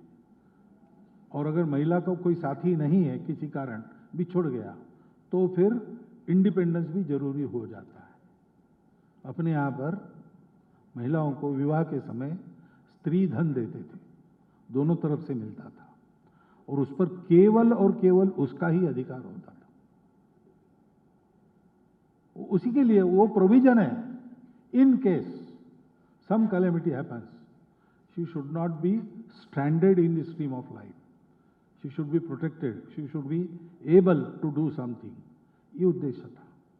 तो ये प्रोविजन तो होनी ही चाहिए. उसका उपयोग करने की बारी किसी पर न आए, ऐसी सदिच्छा के साथ भी ये कहना पड़ता है कि आ ही गई तो इंडिपेंडेंस भी आवश्यक है. और उस प्रोविजन का क्या करना, ये उसी का अधिकार है, उसी को उसका इंडिपेंडेंस है. उसका अकाउंट दूसरा कोई चलाए, ये ठीक नहीं. अगला प्रश्न है सी सरिता जी से. How can a mother evolve in her life in this current century on the basis of dharma, moral values and traditions? Without dharma and moral values, there is no evolution of man or woman. तो फिर evolution यानी क्या है? अच्छा होना ना. पैसा ज्यादा मिलना ये अलग बात है. पैसा ज्यादा मिलने से आदमी अच्छा नहीं होता. आदमी को साधन प्राप्त होते हैं. वो नहीं चाहिए ऐसा नहीं, वो भी चाहिए, लेकिन इवोल्यूशन मनुष्य को मनुष्य बनना चाहिए, इसमें है. नहीं तो बायोलॉजिकली मनुष्य पशु है. पशु बदल नहीं सकता अपने आप को, वो मनुष्य नहीं हो सकता, देव भगवान नहीं हो सकता. वो जितना पशु है उतना ही रहता है, उससे ज्यादा नहीं रहता है. लेकिन मनुष्य विचारवान होने के कारण नर करनी करे तो नर का नारायण बन जाए, ऐसे भी हो सकता है. और नर करनी करे उल्टी तो नर पशु बन जाए, ये भी हो सकता है। इसलिए इवोल्यूशन उसको मानते हैं जिससे नर नारायण होता है। तो ये तो धर्म और मॉरल वैल्यूज के कारण ही होता है। तो ये प्रश्न ऐसा नहीं होना चाहिए कि how can a mother evolve in life in this current century on the basis of dharma and moral. वास्तव में ये स्टेटमेंट होना चाहिए कि anyone who wants to evolve can evolve only on the basis of dharma and moral values. सब समाजों के अपनी अपनी मॉरल वैल्यूज है। ये जड़वाद और इंडिविजुअलिज्म, इसके कारण सब डिस्ट्रॉय हो रहे हैं, लेकिन सबकी अपनी अपनी मॉरल वैल्यूज है। और इवोल्यूशन तभी होता है जब उन पर वो खड़े होते हैं। तो हमको इसी से होगा। एम मुनी समता जी पूछती है, somehow I feel like as there is no respect for a housewife role in the society, and moreover in family itself women are working, independent, earning, which is a nice change, but in that race women are struggling with the guilt of, are we missing a valuable phase of motherhood? Being tired, stressed out, are we really giving enough time to our kids and self-care? Women are totally becoming exhausted in household chores. In-laws and husband are still expecting major role from women. Out of all these struggles, women and eventually kids and family again are struggling. So if this is the reality, we have to change it. This is not required, this is not expected. This is inimical to what we want. So together we have to strive by educating people, by putting our own examples, and always pioneers, they have to suffer. So with that capacity to suffer, we have to change the situation. It is not your or mine situation, it is situation of the society. So society must change. Therefore, we have to strive to that aim. That is why we say Yuganukul Matratva. We don't say simply Matratva. Matratva is there, it is eternal. But its expression changes. It should change. It must change. Therefore, it should be Yuganukul. So for that we have to strive together to bring about the change in the society. Secondly, during this process, don't harbor in your mind this feeling of guilt. You are earning money, not as your hobby. You are earning money not as your own benefit. You are earning it for your family. So why should you be guilty? Why should you feel guilty? And in such cases, the family should be educated. Bringing up children is a joint responsibility. In every family, it is a joint responsibility. But here, then that responsibility is to be shared in an increasing proportion by others also. And that happens if we talk in the family. That happens. थोड़ा सा बताना पड़ता है। हजार वर्षों में इतना हम हमारी वैल्यू से नीचे आए हैं कि this is not normal, this is something degraded. Normal is that, ये हमको बताना पड़ेगा। और इसलिए हम कमाते हैं तो कोई दोष मन में रखना नहीं, हमारा ध्यान सब पर है और सब मिलके सबको संभालना है। ये बात अगर हो गई तो थोड़ा बहुत कुछ त्रुटि रह गई होगी वो भी ठीक हो जाएगी, लेकिन रह भी गई तो उसमें आपका दोष नहीं है। तो मन में कोई अपराध बोध बिल्कुल नहीं रखना। लेकिन बिना कारण दोनों ने नौकरी नहीं करना, ये ध्यान में रखो। यानी आप ऐसा करेगी कि आप पैसा कमाएगी और पतिदेव बच्चों को संभालेंगे तो भी चलेगा मुझे, लेकिन अगर आवश्यकता नहीं है तो कमाई नहीं करना, बच्चों पर ध्यान देना। उस समय करते हैं बहुत सी अच्छा जॉब करने वाली वगैरह छोड़कर आती है, बच्चे बड़े होते तक नहीं करती, बाद में फिर लग जाती, ये भी होता है। लेकिन in any case don't feel guilty. आज के सत्र का अंतिम प्रश्न, आजकल परिवार के सभी सदस्यों में वर्क कल्चर खत्म हो रहा है। हर हाउस होल्ड वर्क के लिए सर्वेंट होते हैं। इससे आलस बढ़ रहा है। इस स्थिति को कैसे बदला जाए? हम शुरू करें, जैसे अपने स्नान के बाद हम स्नान करते उसके बाद अपनी बनियान हम खुद दो डालें, 5 मिनट तो लगता है। हम भोजन के बाद अपने घर में डाइनिंग टेबल से अपनी थाली जहां रखनी है, वॉश बेसिन हो या कुछ हो, हम खुद उठा के रख दें। अब आपके पास डाइनिंग टेबल है तो डाइनिंग टेबल जब होता है तो वास्तव में सर्विंग नहीं होता है। डाइनिंग टेबल में सब लोग बैठते हैं, बीच में खाना रखा जाता है, सब लोग ले लेते हैं। लेकिन वो माता को चैन नहीं आता जब तक वो देती नहीं हाथ से। ठीक है, उतना कर लो, लेकिन उसको ज्यादा मत थकवाना। कई बातों में ये करना हम शुरू करते हैं तो बच्चों को ट्रेनिंग होता है कि कुछ बातों में मेहनत करनी है। उसको साथ लेकर कहीं जाते हैं, पास में है तो वॉकिंग करके ले जाओ। घर में छोटा मोटा रिपेयर अपने हाथ से करना, फ्यूज ठीक करना हमने करना। इलेक्ट्रिशियन को नहीं, एक फ्यूज ठीक करना इलेक्ट्रिशियन को क्यों बुलाना? ऐसी कई बातें हैं जो घर में हम कर सकते हैं। हमने करना शुरू किया, बच्चे करने लग जाते हैं। क्योंकि बच्चे अगर छोटे हैं तो जो जो बड़े लोग करते हैं वो मैं करूंगा, ऐसे उनको ललक रहती है। इसलिए हम करने लगे तो वो करने के लिए आते हैं, तो उनको सिखाना। घर का बगीचा वगैरह ऐसी बातें उनको सिखाकर उनकी जिम्मे छोड़ देना, वो करते हैं।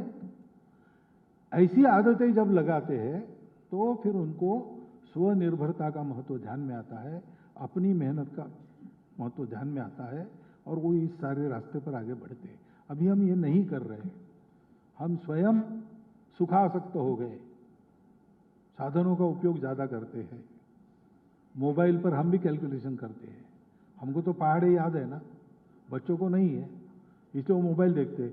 लेकिन हमें क्या हो गया, 27-3 कितना, तो हम भी मोबाइल निकालते 27-81। अरे भाई याद किया है तुमने बचपन में, तो हमारे एग्जाम्पल से ये बात हो जाएगी। आजकल हो रहा है, आजकल हो रहा है, ऐसा हम बहुत मामलों में कहते हैं। वो आजकल नहीं, वो कल शुरू हुआ है, इसलिए आज हो रहा है। ये ध्यान में रखना। ఈరోజు విశ్వమాంగళ్య సభ ఆధ్వర్యంలో నిర్వహించిన కాంటెంపరీ మదర్హుడ్ దాని గురించి పరమ పూజనీయ మోహన్జీ గారు ఈరోజు రావడం జరిగింది.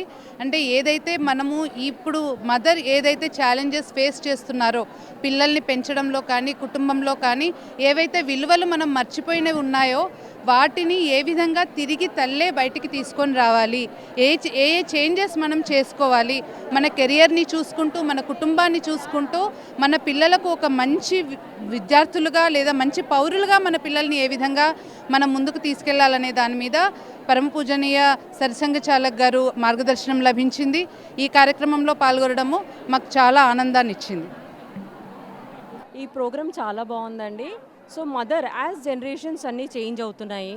ఇప్పుడు ప్రజెంట్ పిల్లలు జెన్జీ, జెన్ ఆల్ఫా, జెన్ బటా ఎన్ని జనరేషన్స్ వస్తున్నా కూడా యాజ్ ఎ మదర్గా అనేది రోల్ మాత్రం యాజ్ ఇట్ ఈస్ ఎప్పుడు అలాగే ఉంటుంది. తన రెస్పాన్సిబిలిటీస్ కానీ తన లవ్, కేర్ నెవర్ చేంజెస్ అండి. ఎన్ని జనరేషన్స్ చేంజ్ అయినా కూడా mother remains as it is for ever and ever. So ఈ ప్రోగ్రాంలో మాకు గురూజీ చాలా ఇన్స్పైరింగ్ వర్డ్స్ చెప్పారు. మదర్ ఎలా ఉండాలని చెప్పారు, తన శక్తి ఏంటి కూడా మరీ ఒకసారి మళ్ళీ అందరికీ ఏంటో అనేసి తను ఎంబోస్ చేశాడు ఆ వాల్యూస్ అన్నీ కూడా. So thank you for inviting this program. Thank you అండి. భగవద్గీతలో శ్రీకృష్ణుడు చెప్పాడు, కీర్తి శ్రీవాక్య నారీణం శృతిర్మేధా ధృతిక్షమ అని. అదేవిధంగా అమ్మలో ఉన్న అన్ని గుణాలు ఏ రకంగా మనము పునర్నిర్మాణం చేసుకోవాలి, పిల్లలతో ఏ రకంగా గడపాలి. ఇవాళ జెన్జీ అని వివిధ రకాల పాశ్చాత్య ధోరణిలో పిల్లలందరూ వెళ్తున్నారు. వారందరినీ మనం ఏ రకంగా సమాజంలోకి, సమాజాభివృద్ధికి, దేశాభివృద్ధికి ఏ రకంగా తీసుకెళ్ళాలి, వాళ్ళ లోపల వ్యక్తిత్వ నిర్మాణాన్ని ఏ రకంగా చేయాలి, తద్వారా వ్యక్తిత్వ నిర్మాణం ద్వారా సమాజ నిర్మాణం, కుటుంబ నిర్మాణం, తద్వారా ద్వారా దేశ నిర్మాణాన్ని మనం ఏ రకంగా చేయగలము అనే బాధ్యత తల్లిగా మన పైన ఉంటుంది. కాబట్టి యుగానుకూల మాతృత్వ కాంటెంపరీ మదర్హుడ్ అనే దానిపైన మోహన్ భాగవత్ జీ చాలా బాగా మనకు ప్రస్తావించారు. అదేవిధంగా క్వశ్చన్ ఆన్సర్స్ విధానాన్ని కూడా మనకు కూలంకుషంగా వివరించారు. దానికి అందరూ కూడా ఇక్కడ ఉన్న వాళ్ళందరం కూడా చాలా సంతోషిస్తున్నాం. ధన్యవాదాలు. విశ్వమంగళ సభ ఇంత చక్కటి ప్రోగ్రాంని నిర్వర్తించినందుకు ధన్యవాదాలు తెలియజేసుకుంటున్నాము. శ్రీ మోహన్ భగవత్ గారు ఈ రోజుల్లో పోరాడుతున్న ఆడవారు, మహిళలు, మాతృనేతలు రేపటి తరం కోసం ఎలా సంసిద్ధం కావాలో, వాళ్ళ కుటుంబాన్ని ఎలా బ్యాలెన్స్ చేసుకోవాలో, వీటన్నిటి విషయాల గురించి ఎంతో చక్కగా వివరించారు, ఎంతో ప్రోత్సాహాన్ని అందించారు. అన్నీ మన చేతుల్లోనే ఉన్నాయని, ఆడవారి చేతుల్లోనే ఉన్నాయని మరొకసారి గుర్తించేశారు. తప్పకుండా ఈ పదం అందరికీ చేరాలని విశ్వమాంగళ్య సభ వాళ్ళు ఈ ప్రోగ్రాం నిర్వర్తించినందుకు మరోసారి ధన్యవాదాలు. కాంటెంపరీ మదర్హుడ్ మీద ఈరోజు ఇక్కడ జరిగింది చాలా బాగా నచ్చింది. ఎన్నో మాకు తెలియని కొత్త విషయాలు తెలుసుకున్నాం. మదర్హుడ్లో మనకు అన్నీ తెలుసు అనుకుంటాం, కానీ కొన్ని చోట్ల మనకు తెలియకుండానే పిల్లల దగ్గర మనం ఇబ్బంది పడుతూ ఉంటాం. దాన్ని ఎలా ఓవర్కమ్ చేయాలనేది ఇవాళ మన ఈ మీటింగ్లో వినడం జరిగింది. చాలా హ్యాపీగా ఉంది. థ్యాంక్ యూ సో మచ్ మమ్మల్ని ఇన్వైట్ చేసినందుకు. విశ్వమాంగళ్య సభ మొదట ఇది చెప్పినప్పుడు ఇది నా ఫస్ట్ టైం రావటము. ఏమి తెలియలేదు, కానీ ఎన్నో ప్రశ్నలు వాళ్ళు చెప్పినట్టే ఒక మహిళ ప్రస్తుతము చూస్తున్న ఎన్నో ప్రశ్నలకి చాలా సమాధానాలు దొరికాయి. Thank you so much.